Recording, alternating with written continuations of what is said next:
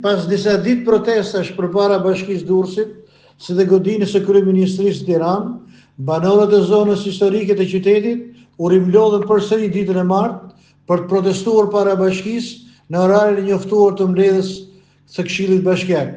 Protestuesit kundërshtojnë vlerën e shpronësimeve të parashikuara në kuadër të projektit TIT dhe kërkojnë që pushteti vendor të ndërpresë menjëherë procedurat, që sipas tyre prekin 74 familje.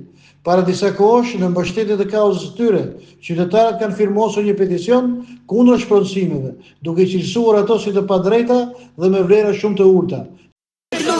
Po, edhe një herë për mediat, sot jemi për të firmosur një letër të hapur Fondacionit Shqiptaro-Amerikan për Zhvillim AADF.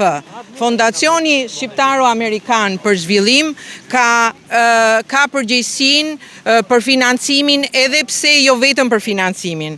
Jemi këtu për një hap tjetër, për të kërkuar Këshillit Bashkiak të shikojë, sepse ne kemi gjetje të forta ligjore që Këshilli Bashkiak nuk ka ushtruar të drejtën e tij për ta kontrolluar dhe për ta nisur. Quhet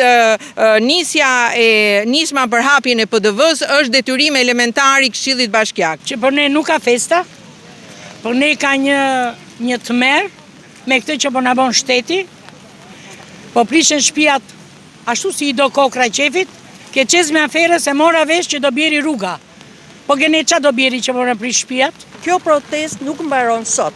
Pas nesh janë shtëpit tona, derisa sakrifica e të parëve tanë dhe jona. Përfaqësues të 74 familjeve kërkojnë pezullimin e menjëhershëm të projektit, i cili sipas tyre parashikon shëmbjen e shtëpive për ndërtimin e hapësirave të gjelbra dhe lulishteve. Kundërshtitë e banorëve janë dërguar dhe në gjykatën administrative dhe në SPAK.